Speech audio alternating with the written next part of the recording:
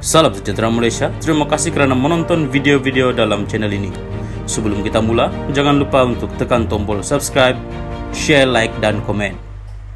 Let's go! Salam sejahtera dan salam perpaduan kepada seluruh rakyat Malaysia. Berita panas hari ini bertajuk Orang gemar menuduh tanpa bukti adalah mat retorik, kata Dr. Mahathir. Berita penuh.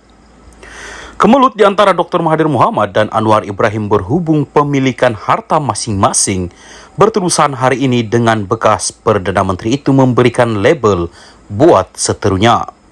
Melalui kenyataan bersahaja yang dimuat naik di media sosial, Mahathir berkata dia tidak ada masalah untuk membuat pengisytiharan harta untuk mendedahkan kekayaan yang ada. Kata Mahathir, dia sudah membuat pengisytiharan tersebut beberapa kali semasa menjadi Perdana Menteri. Saya juga tidak ada masalah isytihar harta kerana tidak ada apa yang perlu saya sorok.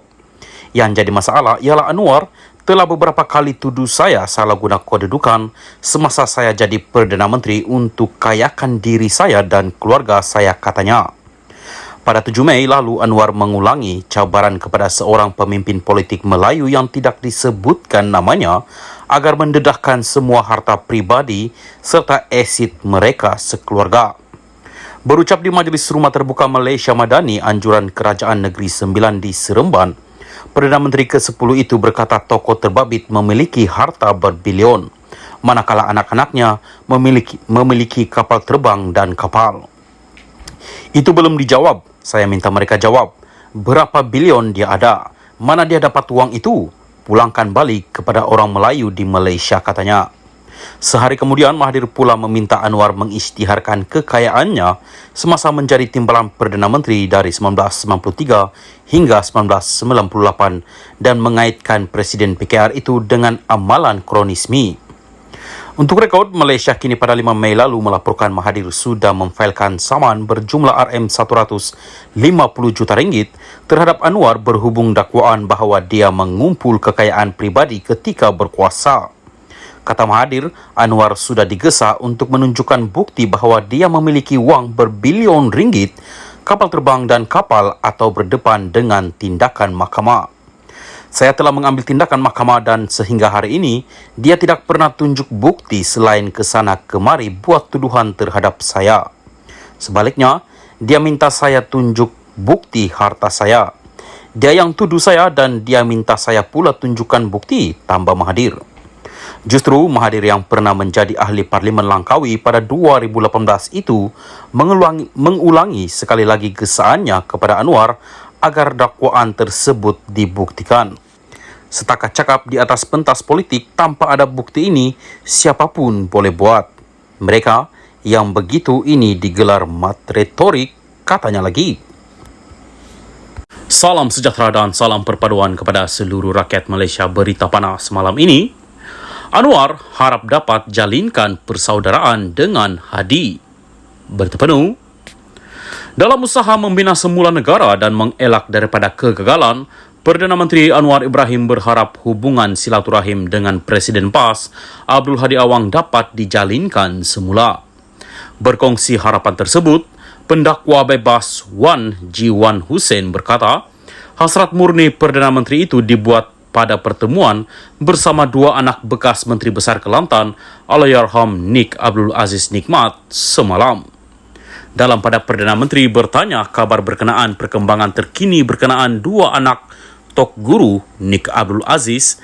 Selain itu, Perdana Menteri ada menyebut berkenaan semangat persaudaraan antara beliau dengan ramai teman-teman lama beliau, termasuk Tuan Guru Presiden PAS Abdul Hadi Awang.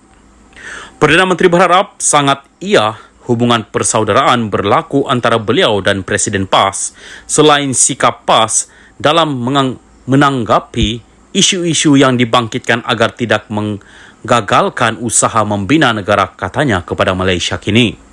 Wan Ji berkata, demikian mengulas lanjut berhubung pertemuan Anwar bersama Nik Omar Nik Abdul Aziz dan adiknya yang juga bekas ahli Parlimen PAS, Nik Muhammad Abdu. Pertemuan itu mencetuskan tanda tanya di kalangan pemerhati politik kerana umum mengetahui kedua-dua beradik itu saling bermusuhan dalam politik. Nick Abdu pada masa ini merupakan ahli jawatan kuasa PAS Pusat. Bagaimanapun dia digugurkan oleh PAS sebagai calon parti itu pada PRU lalu.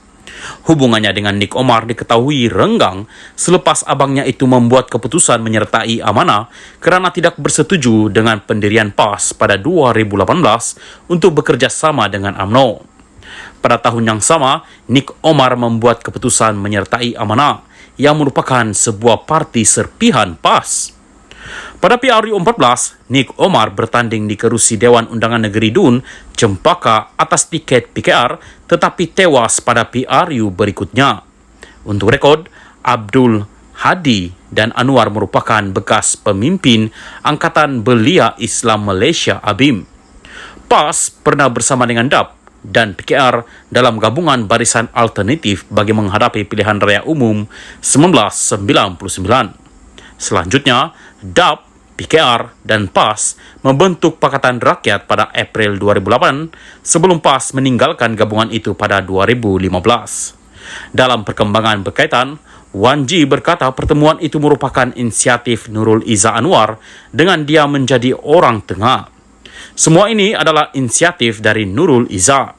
Beliau meminta saya menjadi orang tengah untuk berjumpa dengan Ustaz Nick Abdu. Pertemuan itu berlaku sehari sebelum Ramadan. Selepas pertemuan pertama itu, saya mencadangkan agar Ustaz Nick Omar dilibatkan sama katanya.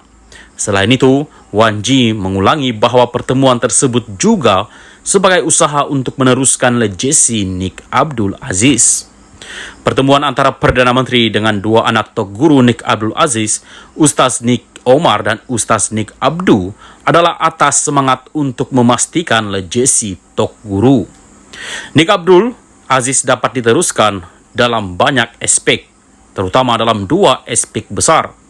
Pertama, pendidikan Islam, dan kedua, politik yang berasaskan kemanusiaan dan persaudaraan, tambahnya lagi.